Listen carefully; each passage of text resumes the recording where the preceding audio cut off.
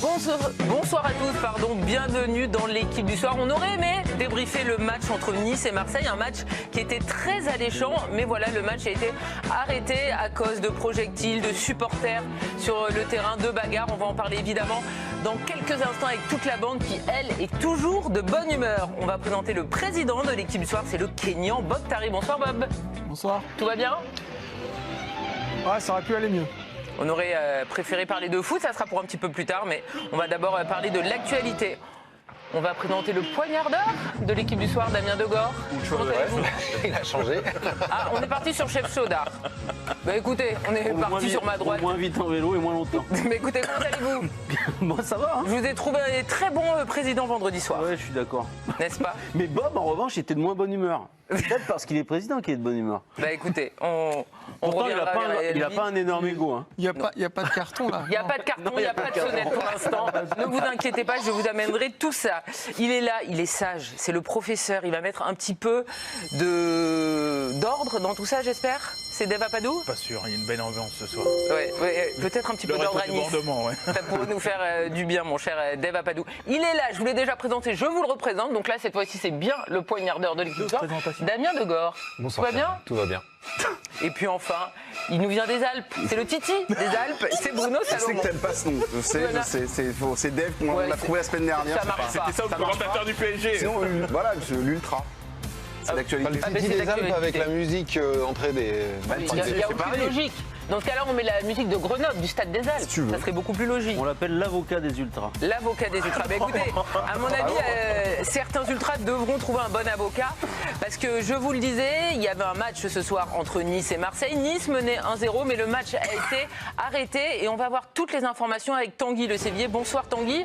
Est-ce que vous pouvez nous faire un petit récapitulatif de tout ce qui s'est passé, de pourquoi ce match donc de football, comptant pour la 4e journée de Ligue 1, a été arrêté? Ah oui, ça c'est sûr, il y a beaucoup de choses à dire. Ça fait 35 minutes que le match entre Nice et Marseille est arrêté. Ça a commencé en fait à la 74e minute. Dimitri Payet était au niveau d'un poteau de corner. Il a reçu une bouteille sur lui. Il s'est écroulé. Derrière, il reçoit un autre projectile. Du coup, il rebalance tout du côté de la tribune des supporters niçois. Derrière, ça s'est envenimé de partout. Il y a même un membre de la sécurité de l'OM qui est venu frapper un supporter qui était manifestement descendu de sa tribune pour venir en venir aux mains avec les acteurs de la rencontre. Et derrière, gros regroupement. Et pour le moment, c'est une situation qui est un petit peu figée du côté de l'Allianz Arena, puisqu'il y a une vingtaine de CRS postés devant les deux bancs de touche et devant l'entrée des vestiaires, on va dire.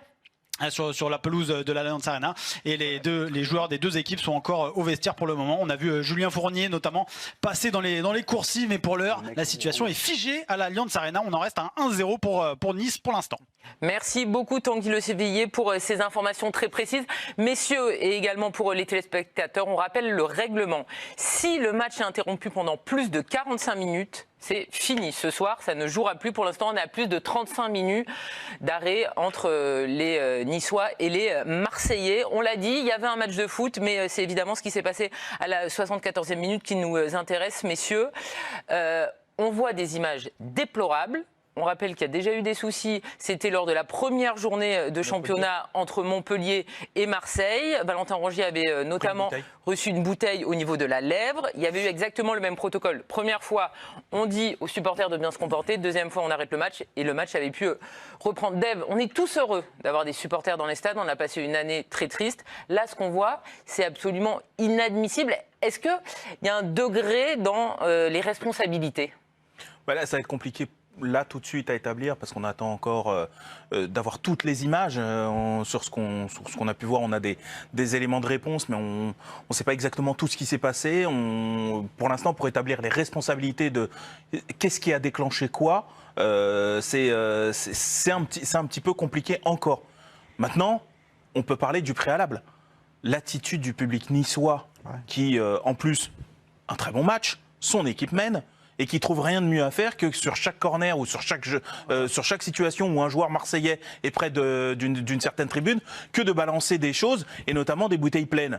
Donc voilà, il est là le préalable qui est en soi déjà scandaleux, qui n'a rien à faire dans un stade, et on s'est tous fait la réflexion de se dire, le public, ça nous avait manqué, les huis clos, c'était horrible. Et là, quand on voit ça, on se dit, mais mon Dieu, eux, ils nous avaient pas manqué. Eux, ils ne nous avaient pas manqué. Après, de savoir derrière exactement le film de l'engrenage qui a déclenché le reste... Enfin, moi, je suis d'accord avec ce que tu dis, sauf qu'il y a un mot que j'utiliserai pas, c'est préalable. C'est la cause. Le déclencheur, c'est le jet de bouteille. Parce que... Non, mais il y en avait plusieurs, c'est ça que je dis. Non, mais voilà. Première mi-temps, on donc, rappelle qu'il y a eu des incidents mais... et que l'arbitre donc, a fait le protocole habituel. Il a pris le micro, il a dit s'il y a à nouveau des incidents, s'il y a des projectiles qui sont jetés, le match sera arrêté, suspendu. Et puis finalement, il y a eu l'épisode avec Dimitri Payet à la 74e minute. Pour répondre à votre question, Karine, on peut déterminer déjà le premier rang des responsabilités. C'est le virage niçois qui a lancé la bouteille, les bouteilles sur Dimitri Payet. C'est inadmissible. Premier responsable, les supporters niçois. Alors, ces supporters niçois. Et les seuls, faut arrêter. Parce qu'après, je sais très bien ce qu'on va dire. On va dire qu'Alvaro a mis le feu aux poudres. On va dire que Guendouzi s'en est mêlé également. On va dire que Dimitri Payet n'aurait pas dû renvoyer la bouteille. Excusez-moi, mais si, dans votre dos, vous prenez une bouteille d'eau pleine dans le dos, je pense que vous pouvez être un petit peu en colère et un petit peu perdre vos nerfs, ça me paraît assez logique. Donc moi, le geste de Dimitri Payet, même si ça aurait été préférable qu'il ne le fasse pas, il ne me choque pas et j'espère quand même qu'on ne va pas le lui reprocher. Que Alvaro derrière, Gonzalez, ait dit arrêter comme ça, de manière véhémente certes, mais j'espère, même si je sais que c'est déjà le cas, j'espère qu'on ne va pas le lui reprocher de manière trop forte. Parce qu'à un moment, il y a des limites. Quand vous vous faites agresser physiquement dans un stade de foot alors que vous jouez à ce jeu, c'est tout simplement honteux et on peut comprendre qu'à un moment, les nerfs lâchent. Après, ce qu'il se passe ensuite, Sampaoli qui en rajoute des tonnes, ça c'est autre chose. On va parler ça c'est aussi déplorable. Mais en soir. revanche, sur la violence, les responsabilités, elles sont totalement établies. On va continuer évidemment d'en parler. On retrouve Tanguy Le Sévier. Tanguy, vous avez de nouvelles informations à nous communiquer. Oui, tout à fait. C'est Pablo Longoria. On l'a aperçu, entendu dans les coursives. Effectivement, il a dit nous, on ne joue pas. Voilà ces mots à Pablo Longoria. C'est ce qu'il a dit aux officiels de la rencontre. Mais il y a la police qui s'est également manifestée et qui a dit oui pour une reprise. Donc, voilà, on ne sait pas trop où on en est. Mais en tout cas, pour le moment, les CRS sont toujours positionnés sur la pelouse de l'Allianz Arena et on ne sait pas si le match va pouvoir reprendre. Merci beaucoup Tanguy. On rappelle qu'on est bientôt à 45 minutes. Si les 45 minutes sont franchies, le match sera définitivement stoppé pour ce soir. Alors, on vous a présenté, c'est vrai un petit peu Bruno, pour les défenseurs des Ultras, mais ce soir, on ne parle pas de foot alors qu'on avait un super match à débriefer normalement. On va tout de suite casser un truc, c'est que bien sûr que je condamne ce qui s'est passé et depuis le départ, depuis le début de la rencontre, la sécurité était en train de tenter de faire revenir les mecs dans les tribunes. Déjà, moi, je ne comprends pas. La vraie problématique, on l'ouvrira plus tard, c'est que le club de Nice, à un moment donné, se fait déborder par ces tribunes-là. Se fait déborder. Comment se fait-il que des supporters soient bord de terrain à 50 cm de Steve Mandanda en train de l'insulter et les gars n'interviennent même pas, les stewards n'interviennent même pas. Ça, on peut revenir dessus. Après, je voudrais revenir sur ce qu'a dit Sébastien. Payet, sa réaction, elle est humaine. Il en a pris plein la poire, pardon, j'allais dire un plus gros mot, et derrière, qui rebalance derrière, c'est peut-être pas bien, mais on peut le comprendre et on ferait peut-être tous la même chose. Après, moi je trouve quand même qu'il y a des degrés. Tout à l'heure, Tanguy nous expliquait qu'il y a quelqu'un, il y a un membre du staff de l'OM qui va mettre une droite à un supporter niçois. Bien après. Non, pas bien après, je t'assure, on l'a vu la vidéo. C'est pas bien. Hein. Mais c'est pas bien. Dans tous les cas, Alvaro prend un ballon et dégage dans les tribunes et met ce qu'il sait faire de mieux, c'est-à-dire tirer le ballon dans les tribunes. Bilan des opérations, je trouve qu'à ce moment-là, il y a deux lectures. C'est-à-dire qu'on voit les Niçois qui ont les bons gestes. Ils tentent d'aller contrer leurs propres supporters, leur dire stop. On a vu Dante, le capitaine, aller parler notamment à certains supporters. Voilà, ils tentent de prendre Payet, de le mettre de côté. Donc c'est-à-dire que la base de départ, on a une bonne attitude des joueurs. Il faut vite se barrer, il faut vite se tirer du terrain. Et là, tout d'un coup, tout s'électrifie et ça part dans des choses qu'on n'a pas envie de voir. Bagarre, Sampaoli, c'est du grand n'importe quoi. On n'a pas encore entendu le président Bob. Par rapport à ce qui s'est passé sur le plateau, pour l'instant, Sébastien et Bruno expliquent et excusent un petit peu le geste de Dimitri Payet. En tant que sportif de haut niveau, est-ce qu'on doit être irréprochable et est-ce qu'il aurait fallu, malheureusement, qu'il ne répondent pas, c'est-à-dire que ben voilà, ils fassent le bon petit soldat qui ramasse la bouteille et qui le donne mais il aurait fallu, Karine, à l'arbitre. Moi, les trois adjectifs qui me viennent ce soir à l'esprit, c'est malheureux, dramatique et pathétique. C'est malheureux. Parce que pendant 14 mois, on a été sevrés de football avec les supporters et d'une fête. En 2 week-ends, avec ce qui s'est passé à Montpellier et ce soir, aujourd'hui, les supporters, ils n'ont pas envoyé une super publicité au football. C'est dramatique parce qu'il y a une personne qui a été évacuée sur civière. Ça aurait pu être pire. Il aurait pu y avoir des blessés, et je ne sais pas combien, parce qu'il y a justement ce panneau lumineux qui est tombé et qui aurait pu faire des dégâts. Et puis c'est pathétique, parce que comme l'a dit Dave, c'était un match sympa. Il y avait de l'engagement, de l'engouement. Nice mène 1-0. Ils proposent du jeu. Il y a du monde, il y a des supporters. Et puis au final, les supporters niçois se tirent une balle dans le pied ce soir. Quelle publicité on envoie? Après, la réaction de Dimitri Payet, mais elle est légitime. C'est pas seulement sur ce corner-là qu'il en a pris plein la gueule. Oui, c'est sur les autres corners aussi, à un moment donné. Il essayait d'écarter les bouteilles qu'il prenait. Alors, je veux bien que ça soit. Donc, est-ce que dans ce cas-là, le corps arbitral aurait dû intervenir bien plus tôt? Parce qu'effectivement, tout le monde a vu ce qui se passait de certaines personnes de la tribune. Pourquoi l'arbitre dit non, là, ça suffit? Les Marseillais sont pris pour cible, on ne joue pas dans ces conditions. Bruno a dit quelque chose d'intéressant quand même sur le service de sécurité, comme souvent, sur le service de sécurité niçois. Dépassé. Non, mais dépassé. Mais ils savent, ils les voient, les mecs qui balancent des projectiles, des bouteilles. Ils vont les choper. Ils vont les choper. Quand ça arrive 1 fois, 2 fois, 3 fois. Mais Damien, ils ont peur, tu le sais. Oui. Ah bah, oui, voilà, aujourd'hui, donc c'est le régime de la terreur. On a donné, mais là, comme ça. c'est trop long après. Mais on a donné beaucoup trop de pouvoir à certains supporters dans certains clubs et dans de trop nombreux clubs. Et donc la peur a changé de camp, c'est tout. Donc c'est la réalité. Donc moi, j'en veux même pas au service de sécurité. Les stadiers ne peuvent pas faire leur travail. Mais non, parce qu'on ne leur donne pas les moyens. Et eux, ils se disent, et je pense à juste titre, malheureusement, que s'ils interviennent de manière trop forte, eh bien c'est justement là que va y avoir des incidents. Et que la réaction des supporters en question va être démultipliée. Donc ils essayent de gérer ça un petit peu comme on peut, en priant. Voilà, il y a des gens croyants, et ben voilà. Il va falloir frapper fort dans les sanctions. Parce que le service d'ordre ait été trop léger, il faudra faire le bilan de ça et prendre de vraies dispositions. Comme ça a été fait dans d'autres pays où il y avait eu aussi des débordements, il faut faire le bilan de ça. Mais c'est surtout qu'il ne faut surtout pas laisser passer derrière. C'est-à-dire, on est en 2021, tu dois pouvoir identifier chaque personne qui a fauté, celui qui a lancé, etc. Mais il faut frapper très très fort. Dave, la Ligue de football reçoit le nombre de fumigènes que tu craques, tu sais avec la vidéo, tu vas au Parc des Princes, au millimètre près, tu sais qui l'a craqué, tu as un visuel. Donc tu vas pas me dire que tu peux pas faire la même chose dans les stades. Là, c'est la justice, c'est tout. Moi je suis pour les sanctions individuelles et les responsabilités individuelles de chacun. Si tu rentres sur un terrain de football pour aller en découdre avec des joueurs professionnel de football, tu dois être sanctionné de manière forte et ne plus pouvoir mettre les pieds dans un stade durant plusieurs années. Bien sûr. La différence d'un fumigène et d'un jet de bouteille, c'est que là, concrètement, tu touches l'intégrité physique d'un joueur. Une bouteille d'1 litre d'eau que tu l'envoies à 40 mètres avec la vitesse et le poids. Il y a un objectif de faire mal. Encore une fois, je veux juste... on est d'accord sur le sujet. C'est juste qu'à un moment donné, il y a des responsabilités qui devront être prises.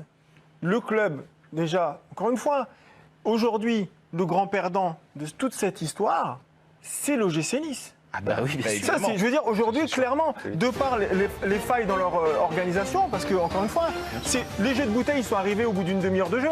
Donc la Sécu aurait dû être avertie et organisée en conséquence. Bob, vous entendez la musique, on va retourner voir Tanguy Le Sévillier. Tanguy, des nouvelles viennent de tomber. Oui, tout à fait. Alors, selon nos confrères de Prime Video, le match pourrait reprendre effectivement, et de toute façon c'est à l'appréciation de l'arbitre, puisque la règle des 45 minutes s'applique notamment au niveau de la météo. Ça ne rentre pas en compte donc ce soir, donc c'est vraiment l'arbitre qui va décider en dernier ressort si le match peut reprendre ou pas. Donc il y a quand même une possibilité de revoir les 22 acteurs sur le terrain ce soir pour poursuivre cette rencontre qui pour le moment est stoppée à 1-0 en faveur de l'OGC Nice. D'accord, merci beaucoup. C'est que l'Olympique de Marseille ne veut pas reprendre. On rappelle effectivement que Tanguy Le Sévillier nous l'a dit, c'est Pablo Longoria, le président de l'Olympique de Marseille, qui a dit il y a quelques minutes dans les vestiaires qu'il ne voulait pas que son équipe reprenne le match. On va voir ce qui va être décidé dans les prochaines années. J'espère que c'est pour des raisons philosophiques. Oui. On a quand même vu l'attitude de Sampaoli. C'était l'attitude de quelqu'un qui ne voulait pas reprendre le match parce que il y avait aussi un score qui arrange pas et tu sens qu'il veut pas y retourner.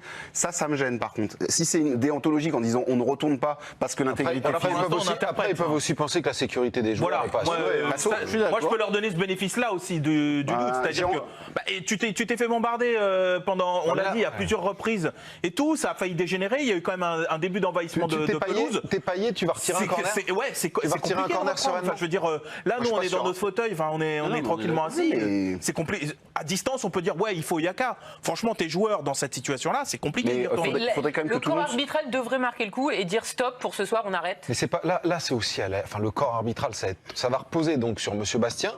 Mais il n'y a pas que Monsieur Bastien, il y a des délégués, il y a la Ligue. C'est aussi à la Ligue de prendre ses responsabilités. Elle doit dire, écoutez, où on continue, où on arrête. Et si on arrête, oui, on arrête. Moi, je suis pas pour donner match perdu à Nice, mais je suis pour qu'il y ait des sanctions fortes. Là, Sébastien l'a dit, des sanctions individuelles très fortes. Et j'en ai un peu marre de la démagogie de certaines personnes dans les médias par moment, parce que là, on est sur le coup. Mais quand on va mettre interdiction à vie, oui, ils sont trop durs, trop d'une. Bah ouais, mais moi, je suis désolé. Mais les mecs qui sont là, ils allaient pas pour être sympas et envoyer des fleurs à Dimitri Payet ou à Alvaro González.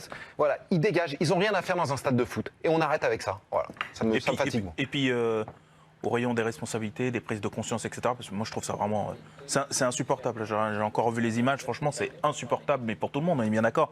Mais ce que je veux dire, c'est que tu peux pas passer ton temps à expliquer que ton championnat, il vaut tant, que tu as le bonheur, l'immense privilège d'accueillir possiblement le plus grand joueur de l'histoire, Léo Messi, avec le fait que les caméras du monde entier du coup vont être braquées sur son championnat et que tu t'en félicites parce qu'on s'est tous dit super, c'est un coup de projecteur sur la Ligue 1 et montrer des images comme ça. Je te rassure, déjà les médias espagnols sont déjà en train de se marrer, en train de mettre des tweets en disant bravo le championnat français. Tu ne peux pas à un moment quand tu veux franchir une étape. Messi, on imagine. Mais c'est ça, c'est-à-dire qu'à un moment quand tu veux franchir une étape dans le développement de ton football, ça peut pas uniquement se passer au moment des enchères. Ça peut pas uniquement se passer au moment de la mise en vente des droits. C'est-à-dire qu'à ce moment-là, tu dois aussi prendre des mesures pour que ton championnat il soit safe, que y ait ce qu'il faut dans les tribunes pour maîtriser tout ce qui doit être maîtrisé. Mais ça, comme ça. Moi, je me souviens, j'avais été choqué déjà à l'époque du match retour du Paris Saint-Germain contre Dortmund, je crois, qui s'était déroulé à huis clos. Et puis dehors, il y avait 3000 supporters, donc c'était le début du coronavirus. Il y avait 3000 supporters et puis tout le monde avait trouvé ça formidable. Excuse-moi, ça s'est très bien passé, il n'y a pas eu un débordement. Non, mais c'est... Il ne parle pas de débordement. Pour des raisons sanitaires, il y avait un huis clos. Des gens viennent sans masque, sans rien, réunis alors que plus personne ne peut vivre normalement, et nous on est là à dire que c'est formidable. Eh ben, vous avez le droit de le penser, mais moi je ne le pensais pas. Et je trouve qu'autour des supporters, il y a une démagogie effectivement permanente, parce qu'on trouve ça beau, parce qu'effectivement c'est sympa quand il y a du bruit. Mais ça, non, à un moment, les supporters ne sont pas au-dessus des lois, ni dans un contexte sanitaire dramatique, ni par rapport à des actes de violence. Je suis désolé, il y a une chose par contre à souligner. Après, derrière, je ne vais pas faire le procès d'un tel ou d'un tel, mais on en a parlé tout à l'heure, il va falloir y revenir. Mais le foot français ne sait pas gérer ses supporters, ne sait pas ouvrir un dialogue. Ils sont là, les ultras, ils ont le droit d'être là, et c'est des supporters comme les autres. À un moment donné, c'est aussi, d'un côté, tu as une ligue et des clubs qui veulent du business, faire rentrer de l'argent, et qui veulent aussi le côté populaire. Sauf que tu ne peux pas donner les clés à Nice, à Saint-Etienne, on donne les clés. À Marseille aussi, on donne les clés des virages et débrouillez-vous. Il y a eu du travail qui a été fait. Il y a eu du travail qui a été fait à Lens. Je ne fais pas de généralité avec les ultras. Ah mais moi je te dis. Je parle de certains supporters qui ont des comportements trop souvent violents ou qui ne respectent pas les lois, y compris lorsque le monde entier est dans une période sanitaire catastrophique, et nous laissons faire. Et c'est ça qui est scandaleux. Sauf que là, regarde dans le stade, normalement, tu n'as pas le droit, tu dois mettre des masques. Tu peux pas mettre, tu vois la photo là qui est derrière. Mais par contre, ils pouvaient aller voir un match de foot, on trouvait ça génial. Messieurs, à ce qui s'est passé donc ce soir, on rappelle qu'il y avait un match qui se jouait entre Nice et Marseille. Nice menait 1-0, et puis à la 74e minute, il y a Dimitri Payet qui a reçu une bouteille au niveau de la nuque, du dos. il l'a renvoyé en direction des tribunes, ça a dégénéré, il y a eu des échauffourées, il y a eu un envahissement du terrain. On a vu également les joueurs qui sont restés longtemps, de longues minutes sur le terrain. On a entendu Mathieu Bodmer qui commentait le match pour Amazon, qui disait il faut que les joueurs rentrent tout de suite. Et il rappelait qu'il avait connu ça également lors d'un Nice-Bastia, par exemple. Est-ce que c'était aussi l'attitude à avoir en tant que joueur, que tout le monde rentre vite sur... Ouais, mais il y a un esprit de camaraderie. Ça, on ne peut pas l'enlever. C'est-à-dire oui, que mais quand les joueurs, ça a amené aussi des échauffourées. Oui, mais oui, non, mais à un moment donné, quand vous avez deux collègues à vous qui sont envahis par 3 ultras qui se font taper dessus, vous n'allez pas dire moi je vais au vestiaire. Plutôt 25 même. Oui, dans l'absolu, t'y vas. Je veux dire, on a eu cette réflexion-là par rapport à Alvaro González. Quand Payet prend pour la bouteille dans le dos, le premier truc qu'il va faire, c'est que dans son esprit, c'est de dire aux gens de se calmer parce que c'est pas des gestes à avoir sur un terrain de foot. Et après, l'interprétation des supporters, ça s'envenime et puis après, c'est inarrêtable. Les joueurs, on peut pas leur reprocher d'un côté d'être trop individualiste et puis quand il faut l'être, il faut pas l'être, c'est l'esprit de camaraderie. Ça se comprend qu'ils soient restés aussi longtemps sur le terrain. Mais vous entendez, alerte générale, on va retrouver Tanguy, le Sévillais. Tanguy, le match va reprendre, c'est bien ça? Exactement, c'est nos confrères de Prime Video qui viennent de nous en informer. Le match va pouvoir reprendre. Jean-Pierre River est actuellement devant les supporters de l'OGC Nice, devant la tribune, et il est sans doute en train de leur expliquer ce qu'il va se passer, pardonnez-moi. Et donc le match va pouvoir reprendre normalement entre Nice et l'Olympique de Marseille. 1-0 pour l'OGC Nice pour le moment. Merci beaucoup Tanguy pour ces informations. Donc le match va Franchement, j'y croyais pas. Mais est-ce que c'est la bonne décision? Il n'y a pas de bonne décision, à mes yeux. Est-ce qu'on ne marque pas plus le coup si on dit stop pour ce soir? Je sais pas. Sauf que tu les rappelles, ils rejoueront et ça se rassemblera peut-être en extérieur et il y aura des soucis en extérieur, même si les tribunes, parce que là c'est une sanction et c'est du huis clos qui s'annonce pour 2-3 semaines, 1 mois pour Nice. Franchement, il vaut mieux passer le côté sportif et après il va falloir sanctionner. Et sanctionner lourdement. Évidemment. Moi, pareil, je ne sais pas si c'est la bonne. De toute façon, il fallait prendre une décision et on n'est pas à la place des gens qui décident. Mais sur le sujet des joueurs, je trouve que c'est en fait déplacer le problème que de dire oui, les joueurs auraient dû rentrer. À un moment donné, les joueurs là-dedans, c'est des victimes. Ce sont des victimes. Payet est une victime dans l'histoire. C'est une victime. Non, mais juste parce qu'on parle, est-ce qu'ils auraient dû rentrer, mais désolé, mais Mathieu Bodmer disait évidemment que les joueurs étaient victimes, mais l'attitude décrite par Bob est logique et humaine. Voilà, ils sont venus défendre leurs potes, enfin en tout cas leurs coéquipiers. Et j'ai aussi entendu certains commentaires sur Prime en disant oui, mais il y a des joueurs qui en rajoutent. Même nous, on disait peut-être que Sampaoli en rajoute. Ouais, sans doute, Sampaoli en a rajouté dans les coulisses. Mais après, il est dans son rôle, le rôle de Sampaoli. Mais là-dessus, il y a un responsable. Enfin, les supporters du virage là, je ne sais pas si c'est sud ou nord, de l'OGC Nice. Ce sont les seuls responsables. Et commencer à parler du reste, c'est chercher des excuses. Tout à fait. Déjà. Et à un moment, ce sont des êtres humains, encore une fois, mettons-nous à leur place. Et quand tu te fais agresser physiquement, comment tu réagis? Ça dépend de ta personnalité. Parfois, tu réagis même parce que tu as peur. Oui, mais Il y a des gens qui sont capables de sérénité absolue tout le temps, bravo à eux, mais ce ne sont pas la majorité des gens. Moi, je pense qu'ici, nous sommes 6. La plupart d'entre nous aurions réagi aussi, parce que c'est humain. C'est tout. Tu es agressé physiquement. Mais on rappelle que Dimitri Payet a été touché par une bouteille au niveau, a priori, du dos ou de la nuque. Il était à terre et après, il a relancé. Après avoir été visé plusieurs fois. Après avoir été visé plusieurs fois, bien évidemment. Non, mais c'est vrai qu'il faut une accumulation. Voilà, exactement. Et il finit par être touché et effectivement, là, à ce moment-là, il pète un câble. Si on doit parler des joueurs, moi je voudrais juste, parce qu'on a parlé un peu de Dante, je crois, mais Todibo a une super réaction parce qu'il est arrivé, c'est lui, il a ceinturé l'un des leaders, il l'a remis et il l'a renvoyé dans sa tribune. Mais il faut du courage. Mais c'est pour ça que je reviens, et peut-être que Sébastien ne sera pas d'accord avec moi, et je reviens sur la base de départ. Dimitri Payet réagit, c'est normal, c'est tout à fait normal. Je reviens sur le fait que les Niçois ont les bons gestes. Franchement, ils font ce qu'il faut. Et je te dis, je reviens sur cette histoire d'Alvaro. Je pense que ce garçon n'a pas à shooter un ballon dans les gradins. Tu fous le feu derrière. Mais en fait, il n'a pas. Mais si tu te fais insulter ou taper dans la rue, tu n'as pas à répondre. Oui, peut-être que tu le fais. Non, mais sauf que Payet a répondu. Payet a répondu.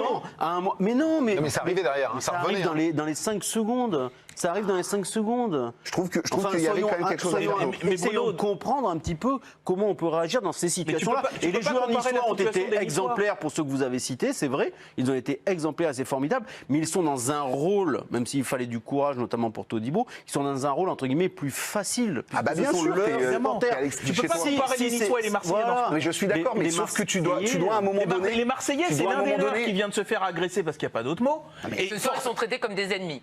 Exactement. C'est-à-dire qu'à ce moment-là, tu as ton collègue qui est à terre, ton collègue qui est peut-être un ami, qui est peut-être... Enfin, en tout cas, c'est ton collègue. Forcément, tu y vas et c'est pas la même réaction que les Niçois c'est sa personnalité. C'est-à-dire qu'Alvaro, quand il y a des supporters... pseudo-supporters marseillais qui viennent agresser les joueurs, l'encadrement, etc., il y va. C'est comme ça, c'est sa personnalité. C'est ce qui s'était passé lors de l'envahissement de la commanderie il y a quelques mois où il y avait notamment André Villas-Boas. Les Niçois, la posture elle est différente. C'est que eux, ils voient que leurs supporters sont en train de faire partir en bibrine un match que eux, ils étaient en train de gagner. Il y a ça aussi. Sauf que tu n'es pas obligé de rester 3 plombs sur le terrain. Tu peux aussi rentrer.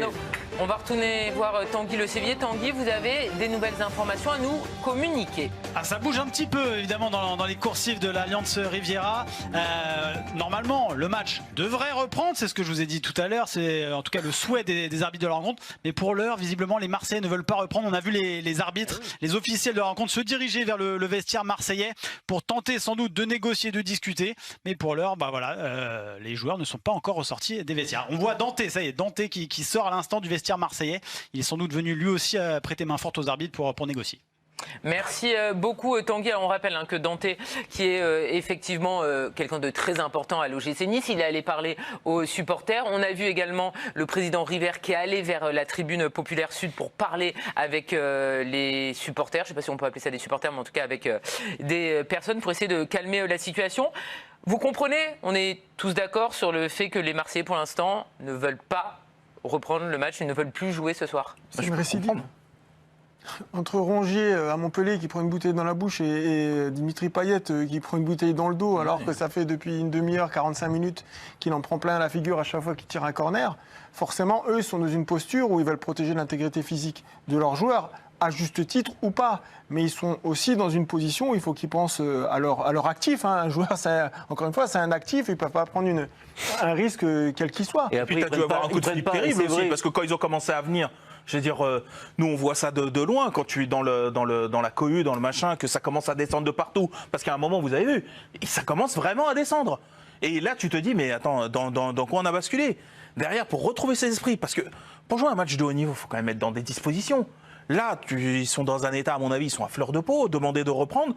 Il y en a, comme disait Sébastien, il y en a qui peuvent, et puis il y en a qui sont peut-être pas en état. C'est compliqué. Il y a forcément une tension de toute façon. Moi, ce qui me choque, pardon Karine, c'est que on a un petit peu les images dans les écrans de contrôle. Et effectivement, le président de l'OGC Nice est allé parler à quelques responsables ultra et à l'ensemble de la tribune à travers un micro. Mais moi, je voyais des grands sourires sur certains visages, sans doute leaders de ces groupes de supporters. Ça me choque, mais profondément.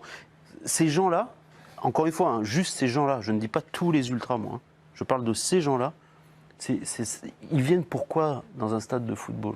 Vous croyez qu'eux, ils aiment le football? Parce que nous, on nous traite de pisse-froid quand on dit que ça va trop loin avec les supporters et tout. Mais vous croyez que c'est eux qui aiment le football et nous qui ne l'aimons pas? Moi, j'aime le football. Ces gens-là, ils se servent du football pour exister socialement. C'est dit en tout cas, Sébastien. On va retrouver Romain Gégou, c'est notre envoyé spécial ce soir à l'Alliance Riviera. Bonsoir Romain, vous êtes à Nice. On me dit qu'il y a un problème de liaison.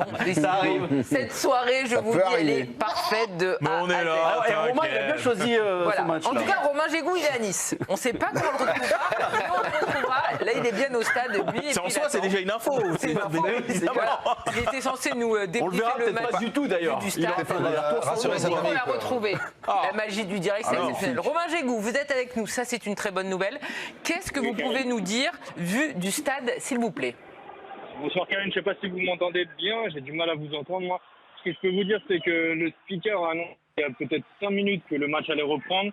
Suite à ça, il y a eu une grande clameur dans le stade et les chants ont repris du côté de Train Populaire Sud, donc la tribune d'où sont partis les jets de projectiles. Donc Écoutez, de leur côté, l'ambiance est revenue. Je suis pas sûr que c'est une bonne nouvelle, mais en tout cas, l'ambiance est revenue du côté du stade. Merci beaucoup Romain, vous restez avec nous si vous avez des nouvelles informations. On rappelle qu'effectivement il y a eu ces incidents en Populaire Sud, il y a eu également des moments de tension même en tribune officielle, ça a été dit lors des commentaires du match. Comment ? Visiblement, oui. Voilà, visiblement. Donc en fait c'était un petit peu généralisé cette tension qu'on a pu voir. On savait que ce sera un match à haute tension. Je sais Oui. pas, vous avez peut-être dans vos... Moi j'ai des gens qui se rendaient à ce match. Ça fait plusieurs jours que c'est annoncé, ça va être un match extrêmement tendu. Mais attention, mais justement, parce qu'on sait que ça va être un match extrêmement tendu, il faut peut-être prendre des dispositions autres que pour un match... en termes de sécurité, pour revenir sur ce stade de Nice qui est magnifique, il y a une chose, tu as peut-être des ultras qui sont assez bouillants, et en fait, tu n'as aucune protection. C'est-à-dire qu'il n'y a pas de distance, tu n'as pas de grille, tu n'as pas la... Mais Bruno, ça c'était une décision justement d'arrêter de mettre des protections, d'arrêter de mettre des grilles, d'arrêter de mettre des espaces de 2 ou 3 mètres entre le terrain et les tribunes pour que les spectateurs soient au plus près du jeu. Alors est-ce qu'on doit revenir en arrière comme avant dans les stades où il y avait des mètres et des mètres, des fosses pour empêcher les gens d'arriver sur la... Ce qu'on voit là, malheureusement, tend vers le contraire. Il faut faire un pas en arrière. Je rappelle juste que cet après-midi, à Rennes, les Rennais prennent de la tribune nantaise, prennent gobelet sur la tête et des altercations ont eu lieu après le match. Ouais. La police a dû intervenir selon certains confrères qui étaient sur place. Ça reste aussi à établir, mais il y a eu visiblement un début de bagarre. Il a fallu que la police intervienne. C'est lamentable. Lors du derby donc, entre Rennes et Nantes, et c'est Rennes qui l'a gagné 1-0. Damien, par rapport à ce que disait Bob, c'est vrai que là, les Marseillais, ça fait beaucoup. Ils ont été agressés lors du premier match face à Montpellier. Valentin Rongier, il a eu une balafre, il a été ouvert au niveau de la lèvre. Ce soir, c'est un autre joueur qui est touché, en tout cas au moins psychologiquement. Ça fait 2 fois que Marseille est ciblé là, clairement. Bon, à Montpellier, ça semble être un cas isolé qui, d'après ce que j'ai compris, a été intercepté et interpellé. Le lanceur du projectile, il n'y a pas eu d'envahissement de terrain, mais c'est pathétique aussi. Ouais, ça fait 2 fois. Alors c'est quand même à chaque fois dans des matchs, des confrontations entre deux équipes du Sud, donc peut-être qu'il y a une rivalité un peu exacerbée et que ça amène à de tels actes déplorables. J'ose espérer que Marseille ne va pas être ciblé comme ça tout au long de la saison. Enfin, j'ai envie de le croire, quoi. C'est quand même, avant le confinement, avant qu'on en arrive au huis clos, les 2-3 dernières saisons, il n'y avait plus trop d'incidents comme ça. Enfin, en tout cas, ma connaissance, sur un terrain, moi, j'ai pas souvenir d'envahissement de terrain. Et j'ai l'impression que là... on est là à... Non, je sais. Non, mais il y avait eu des cas quand même. Il y avait eu Evra avec supporter marseillais. Ouais, c'était sur un match de Ligue Europa. Oui, tout à fait. C'était sur un match de Ligue Europa. Mais dans le championnat, pour répondre à ce que disait Dave sur la Ligue 1, la vente de la Ligue 1 et tout. Il y avait eu Nantes aussi, pardon Damien. Il y avait eu les supporters de Nantes qui étaient agressés, qui voulaient agresser les dirigeants. Mais avec les adversaires, bon, j'ai pas, en tout cas c'est peut-être arrivé, mais j'ai pas souvenir sur ces 2-3 dernières années. Et j'ai le sentiment, vraiment, que à force de dire ah ouais, le foot dans les stades vides, c'est pas du foot, c'est la mort. Le foot sans supporters, le foot appartient à ses supporters. Les supporters ont vraiment cru que le foot leur appartenait, quoi. Un sentiment de puissance un peu, tu veux dire, par rapport au fait que... Tout à fait. Et pour prolonger un peu ce que disait Sébastien sur le sentiment, moi j'ai l'impression que une partie, je vais pas dire tous les ultras, mais une partie de ces ultras n'aiment pas le club qu'ils supportent. Ils s'aiment eux. D'ailleurs, les mecs qui tournent le dos au match, j'ai pas l'impression qu'ils suivent beaucoup de matchs, quoi. Damien, on va retrouver Tanguy Le Sévier. Tanguy, des nouvelles informations. Ouais, du côté de... Oui, pardon. Oui, du côté de l'OM. Effectivement, des joueurs se sont plaints. Forcément, ils ont été touchés dans ces échauffourées. Notamment Luan Pérez et Matteo Guendouzi. Les 2 joueurs ont été pris en photo avec des traces de strangulation. Vous le voyez. Luan Pérez que vous voyez à l'image. Et également Matteo Guendouzi notamment qui ont été touchés. Sans doute pris à partie par des gens venus de la tribune, qui sait. En tout cas, le match devrait reprendre parce que là, les joueurs niçois, en tout cas, sont revenus sur la pelouse de l'Allianz Riviera, sont en train de se réchauffer. Ce sont les seuls sur le terrain. Les joueurs marseillais, eux, sont toujours absents de cette pelouse. Merci Tanguy pour ces dernières informations. Après ça, on ne sait pas exactement parce qu'il y a eu effectivement ensuite des échauffourées aussi entre les bancs de touche, il y a eu des choses qui sont à établir. Il y avait les staffs, il y avait les joueurs, il y avait c'est le fait des supporters. Après, c'est devenu n'importe quoi. Et bien sûr que tout le monde a commis, plusieurs personnes ont commis des gestes répréhensibles, mais c'est trop tard, quoi. À un moment, ce qui compte quand même, c'est comment on en arrive là. Moi, je ne sais pas qui a agressé Guendouzi et Luan Pérez. Ce que je sais, c'est que je suis à leur place, j'ai pas envie d'aller rejouer au foot, quoi. Ouais, bien sûr. On rappelle que pour l'instant, donc les Niçois sont de retour sur la pelouse, ils sont en train de s'échauffer. On a vu également Christophe Galtier, donc l'entraîneur niçois, qui est auprès de ses joueurs. Et du côté de Marseille, pour l'instant, c'est un statu quo. Ils ne veulent pas reprendre le match. Ça fait déjà plus d'une heure que la rencontre a été arrêtée. On le rappelle, à la 74e minute, le match a été suspendu entre les Niçois et les Marseillais. Bruno. J'ai une pensée pour le propriétaire de Nice, qui est en train de créer peut-être un des gros projets du foot français et européen à Cliff avec Ineos, et qui voit ça. C'est la deuxième fois, parce que déjà quand il a été arrivé, qu'il avait signé, c'était déjà parti un peu en vrille pour un Nice-Bastia. C'est pas Nice-Bastia, mais c'était là encore un club du Sud. Donc il doit se dire, mais dans quoi je me suis embarqué, parce que là, le manque à gagner va être important, parce que les tribunes vont être, c'est du huis clos général qui pendant. C'est intéressant ce que tu dis, parce que Radcliffe, c'est quand même un Anglais. Et pour lui, à la base, le foot, c'est ce qui se passe en Angleterre. Et tu disais tout à l'heure, peut-être, sans doute à juste titre, en tout cas en partie, qu'il n'y avait pas de dialogue. En tout cas, tu disais que le Ligue française ne savait pas discuter. Peut-être que les supporters ne savent pas non plus discuter, les supporters français ne savent pas discuter avec les dirigeants français. Peut-être qu'aucun des deux ne savent discuter, n'ont envie de discuter. Mais vous allez en Angleterre, vous n'avez pas de problème comme ça. Vous allez dire, le foot anglais, les prix des places, c'est à. Je vous signale que pour Reims PSG, le prix des places, c'est à 200 €. Hein. Mais bon. Oui, ça n'a plus rien à envier. Mais en Angleterre, j'ai fait pas mal de stades anglais, j'ai jamais vu un problème comme ça. Jamais. Alors, je pense que c'est aussi culturel. En Allemagne, vous n'avez pas de problème comme ça.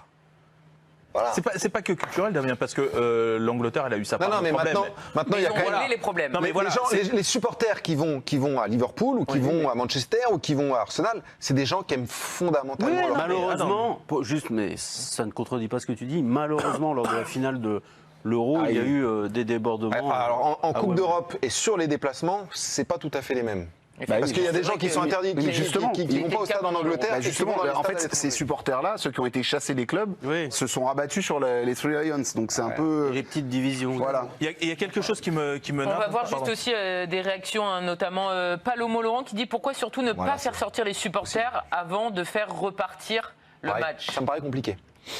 D'arriver à convaincre un stade quasiment plein d'évacuer pour reprendre le match, ça va prendre encore 2 heures. Oui, et puis là, il peut y avoir des affrontements, des vrais. Je veux dire, chaud comme ils étaient, en tout cas une partie, pour leur demander d'évacuer les lieux alors que le match va reprendre, c'est pas simple. Je pense pas que le préfet prendrait cette responsabilité-là. Je pense que c'est à lui que reviendrait une responsabilité de cette sorte, parce que là, on peut effectivement avoir des problèmes d'ordre public. Effectivement, je peux comprendre la réflexion, mais je comprends aussi totalement qu'on ne s'y aventure pas. Il n'y a pas de bonne solution en fait. En attendant, je ne vois pas les Marseillais. Là, l'image est terrible. Hein. On a que les Niçois qui s'échauffent et t'as pas de Marseillais. Hein. Effectivement, on voit également Artéon59 qui dit Marseille a raison de ne pas vouloir reprendre. L'intégrité des joueurs n'est pas C'est ce qu'on disait, l'intégrité. Et puis, dans quel état psychologique ils sont, ça, on peut pas le mesurer, mais on peut imaginer que c'est pas simple. Je me faisais une réflexion aussi plus globale. C'est-à-dire que pendant quelques années, on était devenus un peu les champions d'Europe des arrêtés préfectoraux avec des interdictions de déplacement de supporters, des choses comme ça, y compris dans des affiches qui semblaient et voilà. Et là, on l'a vu par exemple sur Brest-PSG. Le maillot était interdit. Exactement. Et moi, à ce moment-là, je me faisais la réflexion à chaque fois qu'il y avait une décision comme ça qui tombait. Et puis vraiment, à un moment, ça tombait vraiment à tour de bras. Et franchement, pas sur des Nîmes-Montpellier où tu sais que ça va être tendu, des choses comme ça. Sur des affiches à peu près quelconques. Et je me disais, mais vers où on va? Le problème, c'est que ce type d'image, ce type de débordement, ce qui s'est passé encore l'autre fois, ce qui s'est passé pour Nantes-Rennes, etc., ça apporte de l'eau au moulin au fait que, effectivement, en France, depuis quelques années, on ne sait pas faire autrement que de prendre des décisions à peu près radicales qui sont contre ce que devrait être le foot. Damien expliquait qu'en Angleterre, il n'y a pas ces débordements. Et en Angleterre, tu as ce qui fait partie du charme du foot, mais un petit peu partout, hein, la transhumance des supporters adverses qui arrivent et les tribunes qui se répondent, etc. Et ça se chambre et ça chante, etc. Ça reste de bon enfant. Mais Ça participe du spectacle. Ben oui. Et voilà. Et là, toi, tu te ruines en faisant ça. Et de la même manière que, même si on pourrait toujours dire que je suis un petit peu démagogique, mais de la même manière, quand vous voyez cela, quand vous savez cela, avez-vous envie d'amener vos enfants, si vous avez des enfants, de 5, 6, 7, 8 ans, 12 ans, dans un stade aujourd'hui? Bah non. Moi, juste sur ce match-là, j'ai un copain qui était avec son fils de 5 ans et demi, 6 ans, et qui est parti. Le petit était en pleurs quand il a vu ce qui s'est passé. Il ne va pas voir la fin du match. Je ne suis pas certain qu'il a envie de revoir un match tout de suite. Voilà, comment dégoûter un petit qui adore le football. On va retrouver Tanguy Le Sévier. Tanguy, Marseille ne veut toujours pas revenir sur la pelouse et ne veut pas reprendre le match. Oui, c'est ce qu'il se dit du côté de l'Alliance Riviera, effectivement. Pour le moment, seuls les joueurs niçois sont en train de s'échauffer. Et a priori, les arbitres et les délégués du match auraient l'intention de faire poursuivre cette rencontre entre Nice et l'Olympique de Marseille. Ce que ne souhaitent absolument pas les joueurs marseillais. Donc a priori, les Marseillais pourraient rester au vestiaire et le match se poursuivre. Du coup, Marseille pourrait perdre sur tapis vert, malheureusement. Merci beaucoup. Non, mais ils prennent peu de risques, les dirigeants de l'Olympique de Marseille. Encore une fois, je ne sais pas quelles sont les motivations. Il y a le choc. Mais de toute façon, sportivement, ils sont en train de perdre. D'accord. Mais alors, moi, je vais aller plus loin. Sébastien, tu as 4 joueurs qui sont touchés physiquement et moralement. Déjà, tu as Pérez, tu as Alvaro, tu as Payet et tu as Gendouzi. Tu en as 4 déjà, 4 joueurs titulaires qui étaient sur la pelouse, qui en ont pris plein la gueule. Alors, encore une fois, c'est une partie des supporters niçois, c'est les ultras et ainsi de suite. Bien sûr. Sur ton 11 de départ, tu en as 4 qui te disent non, mais moi, je ne veux pas jouer. Sportivement, comment tu fais? En sachant qu'il reste 17 minutes. Et qu'il n'y a que 1-0. Et que 1-0, il faut que tu réchauffes ton équipe, et les 7 autres, il faut que tu les remettes dans le bain. Bien sûr. Il faut que tu les reconditionnes. Messieurs, mais je vais aller plus loin parce qu'on le voit, il y a une équipe qui refuse de jouer, il y a une équipe qui est sur le terrain prête à reprendre le match. Est-ce que finalement, Nice ne devrait pas être solidaire de Marseille et Nice ne devrait pas être opposé à ce qu'ils ont vu dans les tribunes et dire voilà, nous on suit Marseille, on ne veut pas dans ces conditions qu'il y ait un match de foot. Mais Nice suit les règles. Le délégué, non, mais si le délégué demande de rentrer sur le terrain. Mais si les deux équipes refusent. Ah, oui, ça c'est... Le délégué leur demande de rentrer sur le terrain et eux, ils vont pas aller se mettre une balle dans le pied. Déjà que ça va être bouillant avec leurs supporters. La position niçoise, elle est compliquée. On a dit, les joueurs ont une bonne attitude en faisant à peu près tout ce qu'il fallait faire pour à la fois protéger les joueurs marseillais et essayer de ramener le calme avec leurs propres supporters. Une fois que ça c'est fait, qu'il s'est passé maintenant du temps, de longues minutes, pas loin d'une heure, pour prendre une décision, la décision, elle est que le match peut reprendre. Eux, ils peuvent reprendre. Donc, eux, ils n'ont pas de raison de refuser de reprendre le match. Mais je crois qu'ils vont comprendre que j'imagine que les Marseillais refusent de reprendre. Je pense qu'ils peuvent le comprendre. Mais eux, ils sont dans un rôle où... ils ont des dirigeants qui leur demandent d'y aller. Qui certainement leur demandent de reprendre. Alors, ils peuvent dire non, mais c'est compliqué quand même. Ils mènent, le match est bien embarqué pour eux. Enfin, il n'y a pas trop de raison pour eux de ne pas reprendre. Donc là, il ne s'agit pas de solidarité. C'est là non, mais la solidarité... Non, mais en admettant que les Marseillais puissent se dire dans le vestiaire... Bon, finalement, allez, on est prêt, on a envie de reprendre le match. Et c'est pas eux qui vont dire non, restez dans votre vestiaire. Eux, ils font ce qu'ils ont à faire et les Marseillais prennent leurs responsabilités. Chacun est sur sa position. Ouais. Nice, effectivement, est donc en capacité de jouer et est toujours en train de s'échauffer sur le terrain. Si Marseille venait à perdre le match sur tapis vert, ça serait un scandale absolu. Ah oui. Ça ferait polémique en tout cas. Ah bah je pense qu'on en débattrait ici même d'ailleurs, mais politiquement, ils peuvent pas se faire. Sauf que là, ce serait le règlement. Mais voilà, j'imagine que tapis vert, on rappelle, c'est une défaite 3-0. Voilà. Mais le problème, c'est qu'il y a un règlement, et donc en général, il faut l'appliquer, ça c'est incontestable, mais il y a les circonstances. Les circonstances, là, moi tu as dit 4 joueurs, peut-être qu'on ne sait pas, il y en a peut-être 5, 6. Moi, je suis joueur de l'OM. Je me dis, mais le stade, en 1 heure, il n'a pas changé. Il n'y a pas de barrière de posée. Bien sûr. Il n'y a eu aucune arrestation d'effectuer. Donc, je vais aller tirer un corner. Je vais marquer un but. Mais qui peut me garantir à 100% qu'aucun hurluberlu va arriver et m'en coller une ou jeter? Bien sûr, mais tu as complètement raison. Tu vas te faire tirer les corners comme on faisait du côté de Paris. Il y a quand même des allait jouer à Marseille avec les boucliers de CRS. On l'a déjà vu ça en France. Hein. Ah oui. On l'a déploré suffisamment comme ça. C'est souhaitable. Pour répondre à la question sur pourquoi les joueurs de Marseille ne reviennent pas, il y a une posture officielle du club. Bien sûr. Le président Longoria a dit on ne revient pas. Les joueurs sont salariés d'une SASP et le représentant de la SASP, c'est Pablo Longoria. Pablo Longoria dit vous sortez pas, les joueurs sortent pas. Ce qui vaut pour Nice d'ailleurs quand le président dit vous allez. C'est exactement la même chose parce qu'encore une fois, il y a toute une législation, il y a sûrement des assurances, il y a aussi pas mal de paramètres à prendre en compte et puis il y a l'intégrité physique des joueurs. Je l'ai dit, mais on sous-estime l'impact psychologique que ça peut avoir sur des joueurs. On voit là encore des images juste avant de sortir sur la pelouse. On a pu voir Jorge Sampaoli avec un sac à dos sur le dos. Alors je ne sais pas s'il s'apprête à quitter le stade ou pas. On a vu également David Friot qui s'occupe du recrutement. Il va pas sur le banc. Visiblement, il va pas sur le banc. Non, visiblement, en tout cas, les Marseillais, on le rappelle, ne souhaitent pas reprendre le match. Le match qui a été arrêté il y a plus d'une heure. Mais par contre, du côté des Niçois, on est toujours en train de s'échauffer sur la pelouse de l'Alliance Riviera. On va faire une petite pause, messieurs. On se retrouve dans quelques instants pour suivre évidemment ce dossier très chaud entre Nice et Marseille. Le match est suspendu, mais le match devrait reprendre. En tout cas, c'est ce que les délégués ont choisi de faire. De retour sur le plateau de l'équipe du soir, on vous rappelle l'événement de la soirée. Il y avait un match de foot entre Nice et Marseille. Les Niçois menaient 1-0, mais le match a été suspendu. Dimitri Payet a reçu un projectile, une bouteille dessus. De là, il l'a renvoyé vers les tribunes. Il y a eu des échauffourées.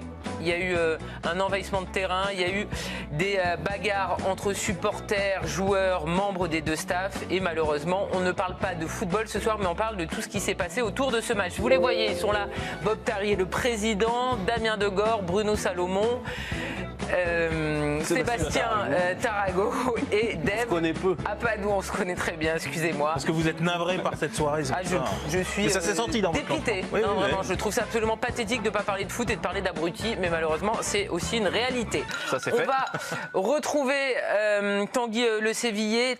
Tanguy Le Sévillier, on me dit que non. Donc on me dit il veut Romain pas. Gégou. Il veut pas, Tanguy. Romain Gégou, c'est notre envoyé spécial à Nice. Ce soir, il devait nous débriefer la rencontre entre Nice et Marseille. Mais Romain, vous avez des nouvelles informations parce qu'on rappelle que les Marseillais n'ont pas voulu reprendre le match alors que les Niçois, eux, sont sur la pelouse prêts à reprendre la rencontre. Oui, bonsoir Karen. Bon, vous pouvez m'appeler Tanguy, il n'y a pas de problème. Je ne prends pas au brage, aucun problème.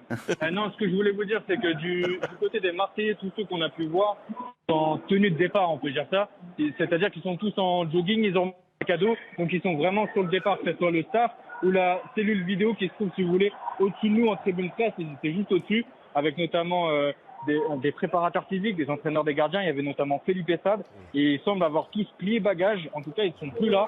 Donc, ils semblent vraiment être déterminés à partir et à quitter le stade. Merci beaucoup Romain Gégou. Alors deux images totalement différentes. On voit les Marseillais qui sont en tenue de départ et dans le même temps on voit le corps arbitral qui retourne sur la pelouse. Donc on a l'impression qu'on va se diriger vers un match perdu sur tapis vert avec les Niçois qui sont prêts à reprendre et donc une moitié de terrain qui est vide parce que les Marseillais ne sont pas là. On verra. Mais totalement, tout à l'heure vous nous avez demandé quelle était la bonne décision, arrêter le match, reprendre le match. On ne savait pas trop comment se positionner. En tout cas, moi, je ne savais pas trop parce que souvent, il n'y a pas de bonne solution. Maintenant que j'ai vu les images du dos de Dimitri Payet, notamment, de Guendouzi et des deux autres joueurs concernés, moi, je pense que la Ligue aurait dû prendre la décision d'arrêter le match. À moins, parce que j'entends aussi dire que les autorités préfectorales demandent à ce que le match reprenne pour sans doute éviter des troubles. À moins que ce soit une obligation des autorités de l'État, je pense que la Ligue aurait dû arrêter ce match de manière définitive et sans plus de détails. Parce que quand on voit les images de ces joueurs... On est en train de les voir effectivement. Je ne sais pas s'il y a celle de Dimitri Payet dans le dos également. Elle est passée.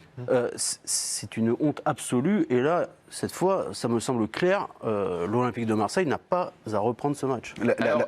Vous le voyez, hein, il y a les différents joueurs de Marseille qui ont montré leurs blessures. Et dans le même temps, il y a donc Monsieur Bastien, l'arbitre, qui est autour des Niçois et qui va prendre une décision. Là, clairement, on a l'impression que l'arbitre va relancer le match. On est en train de se ridiculiser, sérieusement. L'image qu'on voit, il y a 11 mecs sur un terrain, il n'y a pas d'adversaire, c'est cataclysmique. L'image que tu renvoies, en plus on va partir au tribunal pendant 3 ans, parce que Marseille va contester bien sûr les 3 points perdus sur tapis vert. Là, l'image, elle est terrible, on joue le corner, il n'y a plus personne. On est vraiment dans le grotesque absolu, parce qu'on se le match va être arrêté. Que Dimitri Payet devait tirer un corner, il a été agressé à ce moment-là. Donc là, le ballon a été remis au niveau du poteau de corner. Évidemment, il n'y a personne pour tirer le corner. On est mais dans une folie totale. Là. Moi, on m'avait expliqué qu'avec M. Labrune à la tête de la Ligue, tout allait s'arranger. Les millions allaient tomber et le football français allait repartir de l'avant.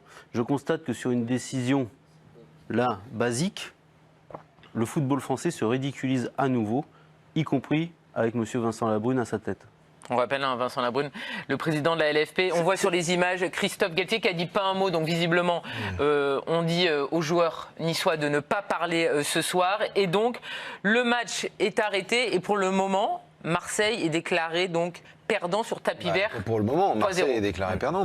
Mais pour prolonger, ça va être compliqué à maintenir. Mais oui, je ne sais pas si ça va être maintenu ou pas. Enfin, Marseille va se battre. Mais pour prolonger ce que vient de dire Bruno, c'est quand même terrible. On est sur une semaine où on devait arriver monter en puissance sur l'arrivée de Messi, le premier match de Messi à Reims.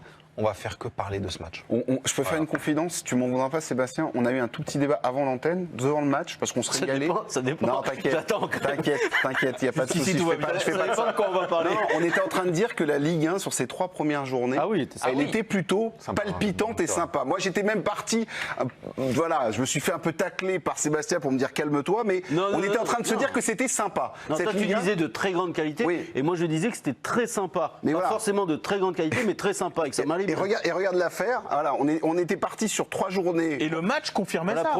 Parce que le match, c'est un vrai bon match. La première mi-temps est une super match. On avait même vu 4 arrêts de Steve Mandanda, ça arrivait, c'était pas arrivé depuis une saison. De ce début de championnat, vous voyez, c'était prévu dans les débats sur la qualité de ce début de championnat.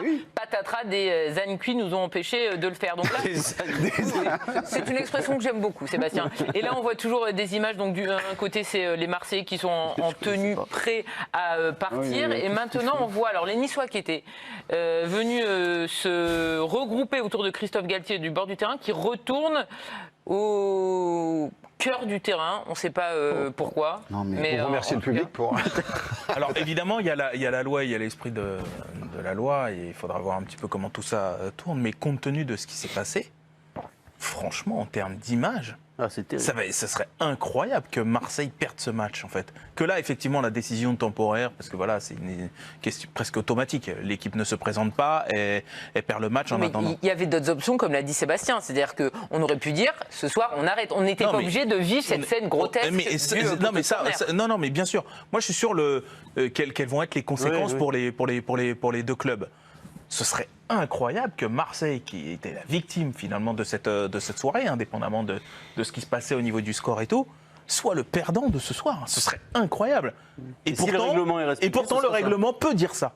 Effectivement, en tout cas, Marseille a match perdu 3-0, mais le perdant, c'est aussi le football ce soir, avec ces images déplorables. Et donc, avec une décision qui a été prise par le corps arbitral de faire reprendre le match sans les Marseillais sur le ça va au-dessus, quand même. terrain. Je me permets juste. Tu vas attendre avant de te permettre. Non, mais avant de te permettre ce soir. On vient de voir le but de Dolberg, qui est très joli. Sur le but, tu as la moitié d'une tribune qui saute sur le joueur. Les gars rentrent sur le terrain pour féliciter. On n'est pas dans un club de district, c'est pas du foot de district. On a vu des images qui sont quand même hallucinantes. Et je pense que le président River doit se remettre aussi en question sur son projet avec les supporters dans ce stade de Nice. C'est vrai qu'on attendra aussi même les décisions prises par le propriétaire, parce qu'on l'a dit, Monsieur Radcliffe n'a pas l'habitude de voir ça en Angleterre, et c'est son club. Mais il a raison, parce qu'en fait, là, on a basculé là sur une situation exceptionnelle, dramatique, avec mettez les qualificatifs que vous voulez, mais dans l'ordinaire même de ce match et des autres matchs, ce sont des situations que normalement tu ne vois pas dans les grands championnats. Ça n'existe pas, ça. Et pourtant ça arrive. Exister. Voilà. On rappelle donc le match entre Nice et Marseille a été donc arrêté, ne reprendra pas ce soir. Nice qui est déclaré vainqueur. parce que les Marseillais ont été déclarés perdants sur tapis vert, 3-0. On va continuer de parler de cette situation, mais on parlera aussi de foot, oui, parce qu'il y a quand même des très beaux matchs cet après-midi, notamment un Lyon-Clermont passionnant. A tout de suite. De retour sur le plateau de l'équipe du soir, on vous rappelle que ce soir il y avait un match de foot entre Nice et Marseille. Les Niçois menaient 1-0 grâce à un but de Dolberg. Le match a été suspendu au départ parce qu'il y a eu des jets de projectiles sur Dimitri Payet et puis le match a été arrêté. Les Marseillais n'ont pas voulu reprendre la rencontre et donc au final Marseille est déclaré perdant sur tapis vert, une défaite 3-0, mais il va y avoir évidemment des suites à cette soirée très mouvementée. Messieurs, il y avait plusieurs options, c'est-à-dire que les délégués décident de ne pas reprendre le match, ou il y avait l'option on reprend le match avec une seule équipe. C'est ce qui a été choisi, Dave, et franchement, l'image qu'on a vue avec le ballon mis au poteau de corner, ça a été le ridicule, le petit plus de la soirée. Hein. Elle est ridicule, elle est terrible, elle est injuste. Parce que voilà, il va y avoir des conséquences. Vous l'avez dit, dans les options possibles, il y en avait une qui préservait la vérité quand même de cette situation. Là, il y en a une qui ouvre la porte finalement à ce qu'on a commencé à amorcer, c'est que possiblement, de manière légale, possiblement Marseille, qui a été la victime de cette histoire, peut très bien perdre ce match 3-0 sur tapis vert pour ne pas s'être présenté quand l'arbitre a demandé la reprise du match. Et voilà dans quoi on s'est embarqué avec cette décision. Et elle me paraît aussi terrible que ridicule. On rappelle que lors de la première journée, il y avait déjà eu des incidents lors du match entre Montpellier et Marseille, avec notamment l'agression de Valentin Rongier. Et il y a 2 tribunes du côté de Montpellier qui ont été fermées à titre conservatoire. Donc cet après-midi, par exemple, quand Montpellier a gagné son premier match de la saison face à Lorient, il y avait 2 tribunes qui étaient fermées. On attendra évidemment de voir la suite de ce qui va se passer du côté de l'Alliance Riviera. Il faudra frapper beaucoup plus fort, parce qu'à Montpellier, on peut estimer que c'était le geste isolé d'une personne, grave comme geste, je ne suis pas en train de minorer. Là, on a vu, c'est pas une personne, c'est plusieurs, ça a été des incidents répétés jusqu'au moment où il y a eu l'incident de trop, c'est-à-dire jusqu'au moment où ils ont touché leur cible. Voilà, c'est ça qui se passe. Et c'est beaucoup plus grave, à mon sens, que ce qui s'est passé à Montpellier, qui était déjà très grave. Et puis il y a aussi des supporters qui ont envahi le terrain, il y a eu des échauffourées et des images qu'on ne veut pas voir sur une pelouse. Bruno, on l'avait dit, la Ligue 1 était plutôt en mode football champagne depuis le début de cette saison. On a Lionel Messi, le meilleur joueur du monde, qui arrive dans notre championnat. Et on a ça, et ça fait 2 fois quand même, au niveau des incidents. Et au niveau de l'image, mais il va falloir effectivement des sanctions. Des sanctions pour peut-être calmer aussi un petit peu tout le monde. Mais j'espère, à un moment donné, il y a une législation aussi, tu parlais tout à l'heure Sébastien de ça, une personne qui se fait interdire de stade, en France c'est 1, 2, 3 ans. À un moment donné, en Angleterre, on en a parlé aussi tout à l'heure, c'est à vie. Et quand tu vas pointer au commissariat, au comico, à vie, pour dire bonjour tous les jours de match, je pense qu'à un moment donné, ça peut aussi te faire reculer dans ce côté un peu extrême du supporterisme. Et je pense qu'à un moment donné, il faut aussi que ça soit une vraie réflexion pour tout le monde. Le côté extrême du supporterisme, c'est si tu fais rien, un jour, Dimitri Payet va tirer un corner et puis il y a un supporter qui va traverser, qui va lui mettre un coup de pied dans la figure. Ah, mais c'est normal. On est encore une fois, ce qui se passe aujourd'hui, sportivement, Marseille perd. Mais le signal que tu envoies, c'est que tu donnes du crédit à ces pseudo-supporters qui ont. Il n'y aura pas.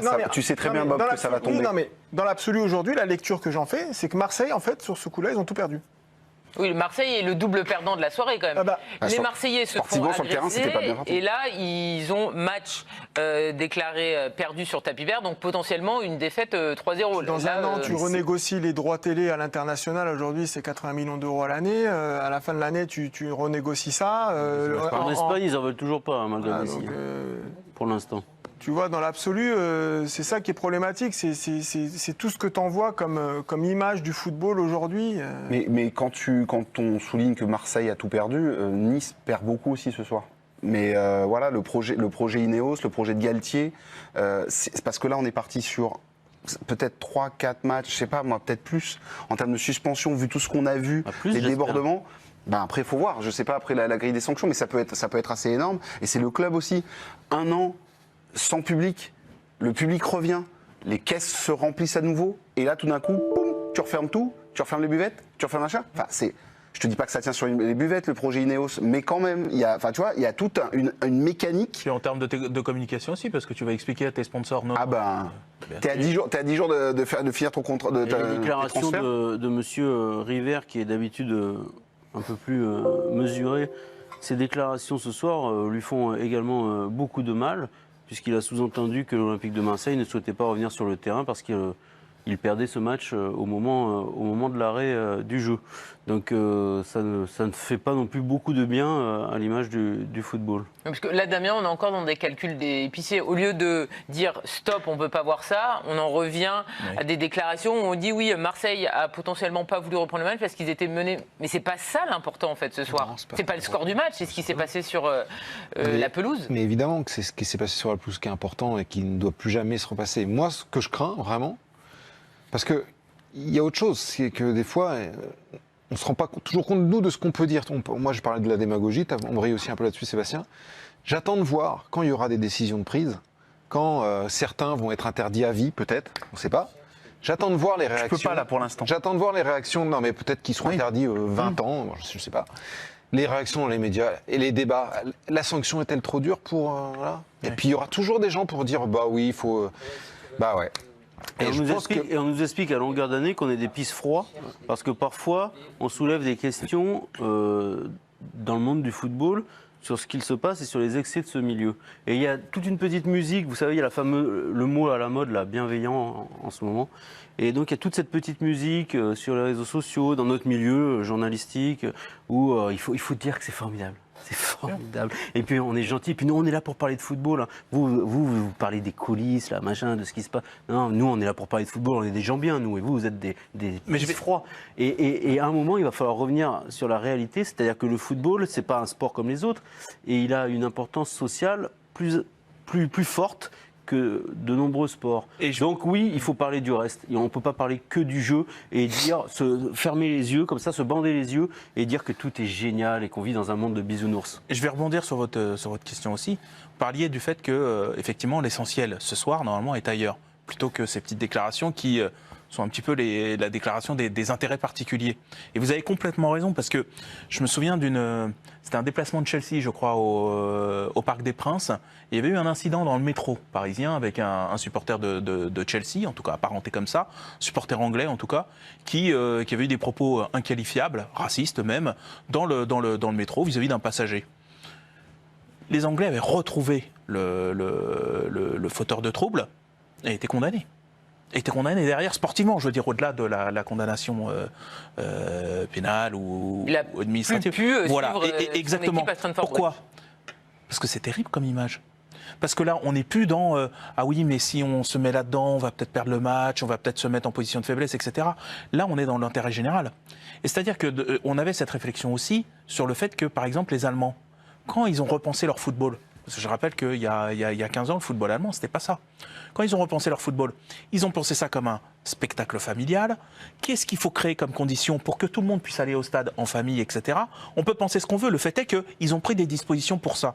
On voit aujourd'hui où en est le football allemand. Et la révolution culturelle dont tu parles, qui est arrivée en Angleterre, elle s'est produite après des drames. Bien sûr. Des drames terribles et des morts.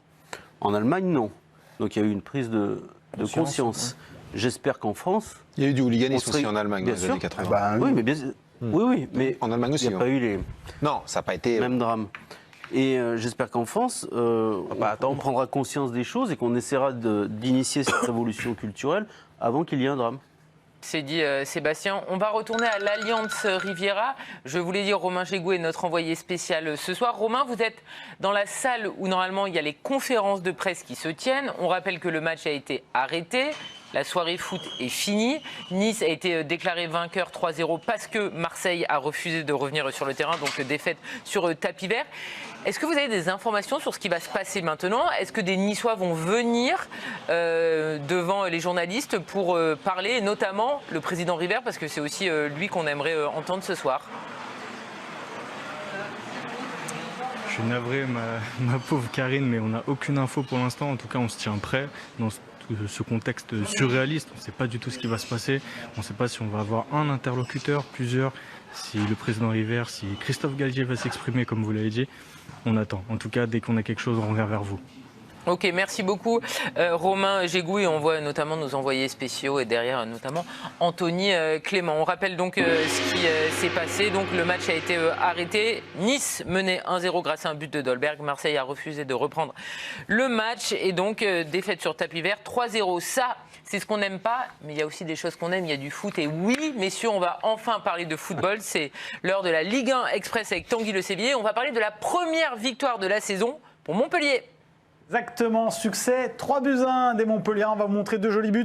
Le premier de TJ Savanier sur coup franc, le maître artificier du Montpellier Hérault qui se distingue magnifiquement dans cet exercice-là. On va le retrouver, TJ Savanier, sur ce corner. Et à la conclusion, Andy Delors pour sans doute l'un de ses derniers buts avec le Montpellier Hérault. Victoire 3-1 des Montpelliérains face à Lorient. Merci beaucoup Tanguy. Messieurs, on va évidemment réagir sur Montpellier qui a gagné, mais aussi sur la sortie d'Andy Delors. On l'a vu en pleurs, on l'a vu très ému, on l'a vu faire une belle accolade avec Olivier Dalloglio. On l'annonce du côté de Nice, mais il y a aussi Marseille et le Rubin Kazan qui seraient dessus. C'est un énorme gâchis s'il quitte Montpellier. En tout cas, c'est une énorme perte pour Montpellier. C'est plutôt une énorme perte. Alors Nice, ça fait vraiment pas longtemps qu'ils sont dessus. C'est une semaine. Mais parce que l'entraîneur ne le connaissait pas. L'entraîneur ne le connaissait pas trop bien avant. C'est sur un plateau télé qu'il aurait eu l'idée. Voilà. Mais oui, c'est une perte énorme. Surtout si ce départ s'ajoute à celui de Gaëtan Laborde, qui est très, très probable également. C'est quand même 2 attaquants qui ont permis à Montpellier ces deux dernières saisons en particulier de vivre des belles saisons, d'avoir de très bons résultats. Puis un des tout meilleurs duos, parce qu'en fait c'était vraiment un duo pour assez complémentaire. Ouais. Sans eux, bon après je pense que Montpellier va recruter. J'ai vu qu'ils étaient sur Valère Germain qui est libre pour le coup, mais c'est pas tout à fait la même chose. Gaëtan Laborde, Andy Delors ont été vraiment 2 bons attaquants du championnat de France. Donc grosse perte.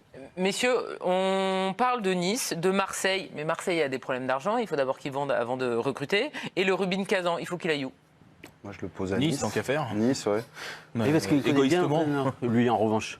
Parce qu'il faut quand même rappeler qu'il y a quelques semaines, peu de temps, quelques semaines, il a changé d'agent. Et donc il est donc désormais représenté par le beau-fils de Christophe Galtier. Donc je ne sais pas si Christophe Galtier avait déjà vu jouer Andy Delors dans le championnat de France, mais en revanche son fils oui. Non mais ça fait partie des choses intéressantes, non, à dire. Ah non, ça c'est très important de dire qu'il a changé d'agent. Non, qu'il a changé d'agent et que son nouvel agent évidemment est le beau-fils de Christophe Galtier. Mais on sait tous que Christophe Galtier a vu quand même Andy Delors jouer en Ligue 1 et peut-être même en Ligue 2. Où doit-il aller? Moi je pense quand même qu'à un moment donné il doit faire un choix sportif, Andy Delors, parce que je rappelle que quand il a quitté Caen, il avait signé au Mexique, au Tigre de Monterrey. Au Tigre de Monterrey. Et ça n'a pas été un franc succès ce dépaysement. Et donc Rubin Kazan, bon, je sais qu'à la fin d'une carrière, les banquiers c'est pas le palmarès qu'ils regardent, c'est plutôt le compte en banque. Mais quand même, il est pas non plus près de la retraite. Il a encore de belles années devant lui. Moi, je ferai un choix sportif. Donc, je ferai plutôt le choix d'un championnat occidental. Mais c'est un super joueur avec une mentalité fantastique. Alors, je pense que du côté de Montpellier, les dirigeants sont un petit peu déçus parce qu'ils ne s'attendaient pas à ce que ça se passe comme ça. Et c'était le capitaine cette saison. Mais voilà, il a été promu capitaine. Oui, autant pour Laborde, c'est programmé. Oui, Juste, on parlait des sanctions administratives après les comportement de certains. Il n'a pas pu fêter son départ correctement. Quand il marque son but, il a une tribune vide face à lui, alors qu'il ne mérite pas ça, alors qu'il a fait un truc extra pour Montpellier pendant 2 années. Surtout les internationaux algériens, il ne faut pas oublier, dans l'optique de la Coupe du Monde, il faut qu'ils jouent. S'il s'exporte en Russie, forcément, avec la qualité qu'a l'équipe d'Algérie, il se mettrait un peu en difficulté. Mais là où je ne suis pas d'accord avec toi, en revanche, c'est que la Russie, franchement... Pardon, on est trop long. Là, je fais vite. C'est que on a tendance à dire que la Russie est un championnat mineur. Est-ce que le championnat russe est moins bon que le championnat français? C'est pas ça, mais pour l'adaptation au climat, tout ça, c'est quand même. On va avancer. En tout cas, a priori, c'était le dernier match. Vous nous posez des questions, on répond. Mais vous allez voir encore du foot. En fait, vous n'êtes jamais content. Rennes-Nantes, et il y a eu une victoire rennaise. On va voir ça avec Tanguy. C'est bon, on ne leur posera pas de questions, ma chère Karine, pour ce match-là. Rennes-Nantes, victoire 1-0 des Rennais face aux Nantais dans ce derby breton. Le but inscrit à la 58e minute par Martin Terrier, bien servi par Baptiste Santamaria. C'était son premier match en Ligue 1 avec le Stade Rennais. Il avait joué en Coupe d'Europe face à Rosenborg. On le revoit au ralenti, ce but de Martin Terrier qui trompe Alban Lafont. Ça fait 1-0 pour Rennes. C'est la première victoire des Rennais en championnat cette saison. Merci Tanguy. Dans quelques instants, on va parler de Lyon et de ce match spectaculaire entre Lyon et Clermont 3-3. Mais il y a eu d'autres matchs, il y a eu beaucoup de 1 but partout. On va commencer avec Bordeaux-Angers. Exactement, Bordeaux-Angers avec le premier but de Sékou Mara, 10e minute de jeu. Égalisation de Romain Thomas du côté de Strasbourg et 3 également. 1 but partout entre ces deux formations. Yohann Tousgar a marqué pour 3. C'était sans doute son dernier match. Il va signer à Tenerife en Espagne. Et du côté de Metz et Reims également, ce score de 1 but partout. Frédéric Antonetti et Oscar Garcia ont tous les deux été expulsés. C'est les deux entraîneurs de ces deux formations. Merci beaucoup Tanguy. Et maintenant, nous allons passer à une très bonne publicité pour la Ligue 1 parce qu'il y en a eu cet après-midi. On a assisté à un match génial entre Lyon et Clermont. Lyon croyait tenir sa première victoire de la saison avant de s'écrouler en fin de rencontre. Le score final, c'est 3 buts partout. On va revoir les images avec vous, Tanguy. Match nul, 3 buts partout. C'était vraiment passionnant du côté du Parc OL. Moussa Dembélé qui a ouvert le score à la 5e minute sur pénalty. Vous allez voir, ça va aller assez vite. L'égalisation sur corner de Diomandé contre son camp pour Clermont. Ensuite, Paqueta qui tire finalement le ballon repris par Moussa Dembélé. Et là, le chef-d'œuvre de l'après-midi au Parc OL. Cet enchaînement magnifique conclu par Lucas Paqueta. 3-1 à 10 minutes de la fin, ça ne va pas suffire pour les Lyonnais puisque derrière, Elbasan Rachani, le Kosovar de Clermont, va égaliser avec ce doublé. Match nul, 3 buts partout entre ces deux formations. Merci beaucoup, messieurs. D'abord, on va revenir au direct. Il y a le président Jean-Pierre River, le président de Nice, qui est en conférence de presse. On le retrouve tout de suite. C'est parti. On va pas parler. Bon, bah écoutez, déjà, c'est une déception que le match se termine comme ça. Bon, bien évidemment, tout le monde a vu ce qui s'est passé. Les choses sont assez claires. On a eu des jets de bouteilles d'eau. Bon, ça, on ne peut pas les contester. Effectivement, on a pu les voir. Je pense que malheureusement, ce qui a mis le feu aux poudres, c'est la réaction de 2 joueurs marseillais de rejeter ces bouteilles ou d'autres bouteilles à travers la tribune de nos supporters. Et puis après, ça s'est un petit peu enchaîné, et notamment ce que je déplore et regrette, je pense que le service de sécurité de Marseille n'a pas à intervenir sur le terrain et surtout frapper nos joueurs. 2 joueurs ont été frappés.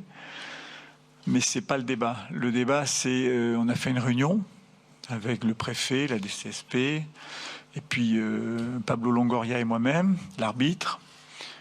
L'arbitre était hésitant sur la reprise du match, n'étant pas garanti de la sécurité et de la suite des événements. Les services de la DSP lui ont garanti qu'il n'y avait pas de problème. Il avait identifié 2 difficultés, c'était l'envahissement du terrain, mais qui a été contrôlé pour lui et qui ne posait pas de problème pour la suite. Il a déclaré par contre qu'en tribune visiteur, il y a eu des dégradations, des projectiles qui ont été projetés vers nos supporters. Bon, ça je ne l'ai pas vu, donc je ne peux pas le commenter. Je vous fais pas la réunion qui a eu lieu là-dessus. Mais en tout cas, ce qui est clair, c'est que tout le monde a décidé de reprendre le match. Le préfet a demandé à reprendre le match. Les responsables du service d'ordre ont dit, franchement, pour nous, il n'y a aucune problématique à reprendre le match.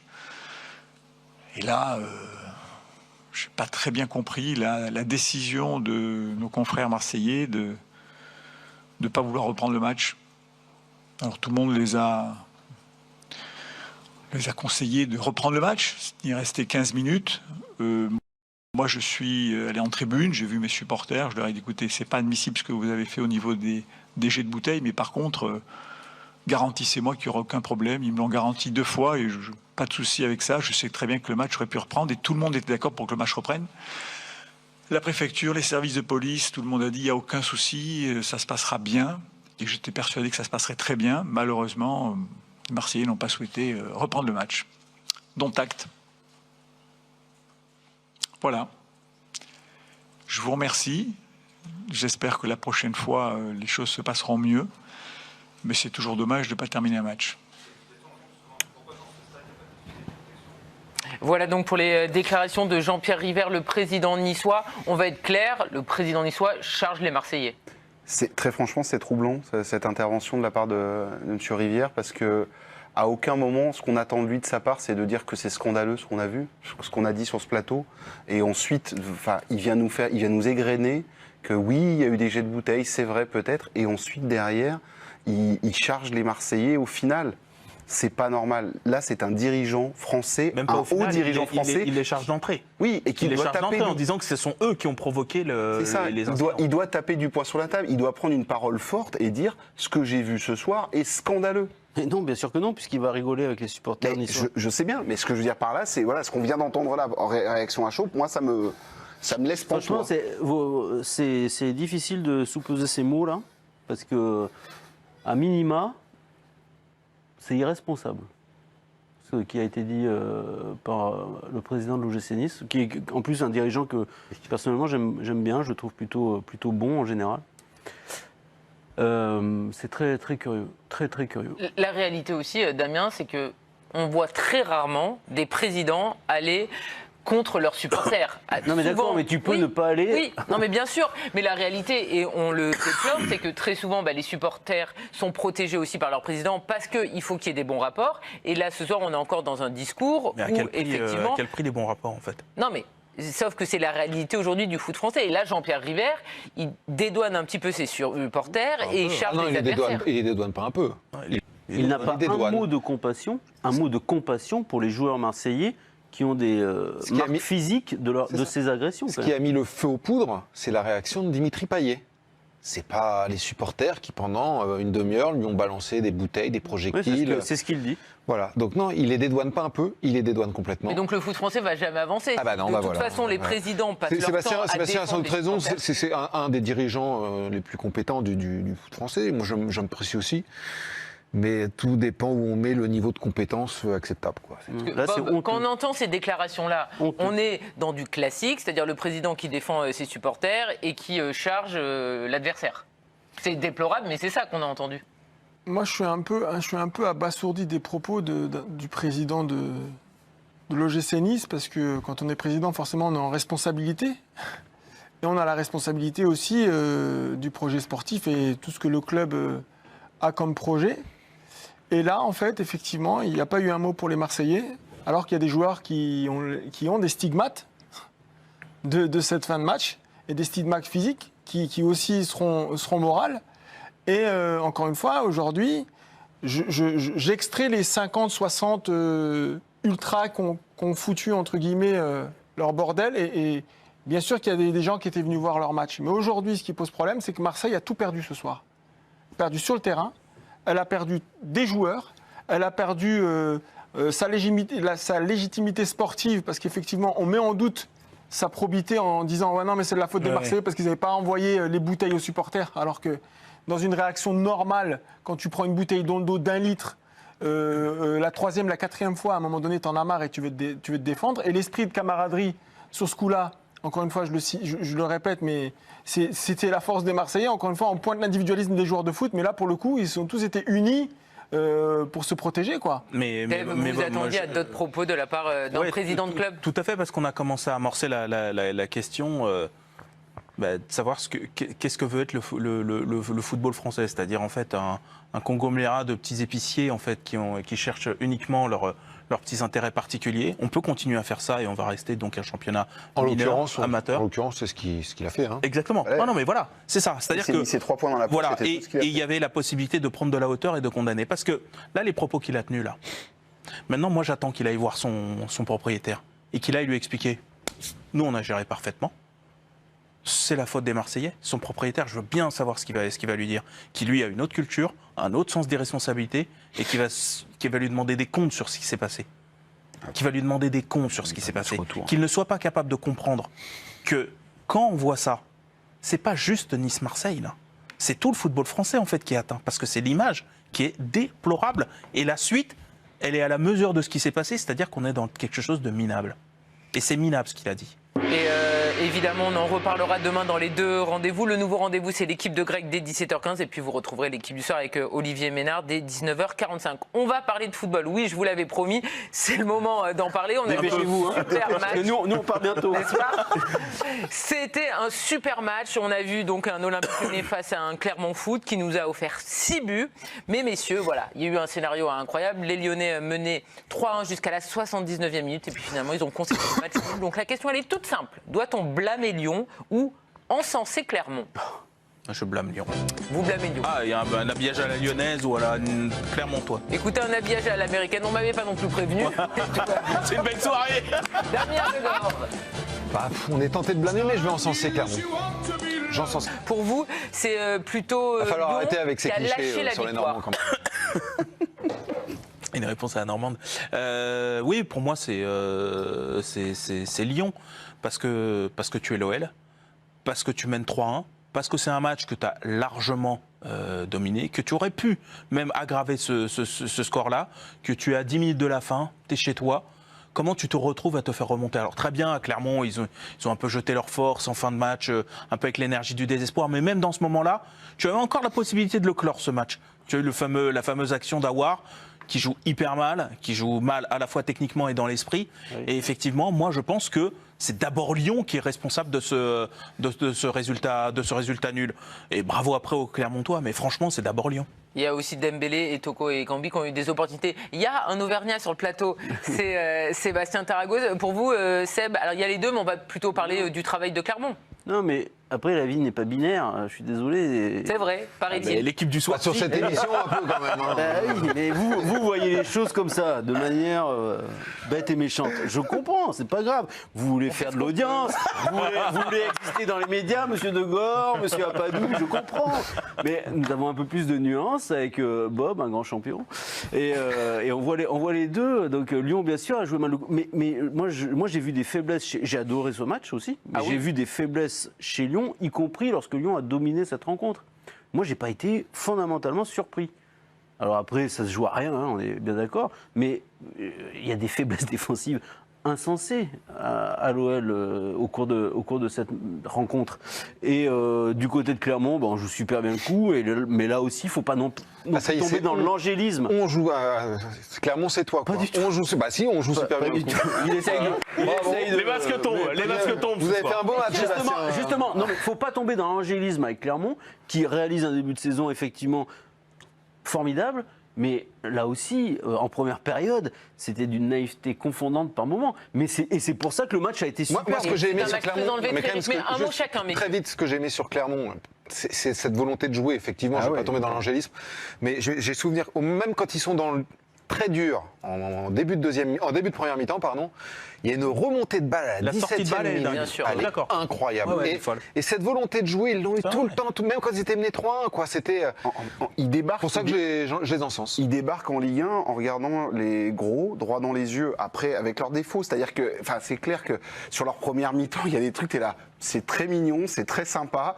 Ça peut finir très mal. C'est-à-dire que tu te dis que le 12 septembre face au Paris Saint-Germain, si tu laisses des largesses comme ça peut partir, ça peut faire des briques. Mais par contre, ça joue les sorties de balles, ça a des idées sur les coups de pied, arrêtés. C'est travaillé. Ouais, on peut travailler les coups de pied arrêtés. Que tous les clubs regardent les travails de Gastien avec ses joueurs. Ils font un gros boulot et à 3-1, ils perdent papier et ils y vont. Et franchement, moi je trouve ça génial. Moi, je veux blâmer Lyon parce que quand on voit. Finalement, c'est décidé. Non, mais finalement, tu deviens binaire aussi. Non. Je veux blâmer Lyon parce que la qualité de balle technique qui a été montrée sur le troisième but, elle a montré dans toutes les écoles. La qualité est là. Évidemment. Mais je veux pas trop encenser Clermont, mais je veux quand même les mettre en avant parce qu'ils ne se renient pas. Ils jouent comme ils ont joué en Ligue 2. Alors, ils vont se casser les dents contre des équipes qui, à un moment donné, vont leur faire comprendre qu'ils sont en Ligue 1.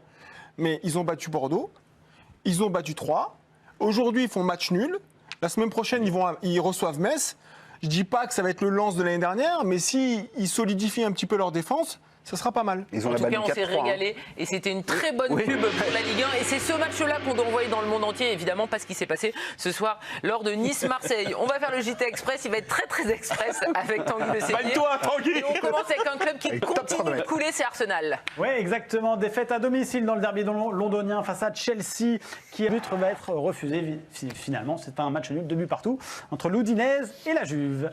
Vous l'avez vécu sur la chaîne L'équipe, c'était exceptionnel, c'était un très très grand succès. C'était les 24 heures du Mans. Il y a eu plus d'1 million de téléspectateurs hier au meilleur de la journée pour cette course de légende. Aujourd'hui, c'était évidemment la fin de cette course. Et c'est la Toyota numéro 7 qui s'est adjugé la victoire grâce à Mike Conway Kamui Kobayashi et José Maria Lopez. Une victoire méritée pour cet équipage qui s'est montré le plus régulier du week-end. Le podium est complété par la Toyota numéro 8 et l'Alpine numéro 36. Il y avait du vélo ce dimanche avec la 9e étape de la Vuelta. Tout à fait. Le plus fort de la journée au sommet du Alto des Vélifiqués, c'était Damiano Caruso, l'Italien qui s'est imposé de fort belle manière en faisant oublier la défaillance de son leader Mikel Landa. C'est le 4e succès en carrière de l'Italien. Il devance d'1 minute sur la ligne Primoz Roglic et Enric Mas, qui sont les deux grands gagnants du jour quand même, puisque le Slovène est toujours leader au classement général. Mas est 2e à 28 secondes, Miguel Angel Lopez est 3e à 1 minute 21. Merci beaucoup Tanguy Le Sévier pour ce JT très express. Merci à tous d'avoir été à mes côtés. On rappelle que le match entre Nice et Marseille a été arrêté après des jets de projectiles. Marseille déclaré perdant sur tapis vert 3-0. Demain, c'est la grande rentrée. Oui, le petit cartable.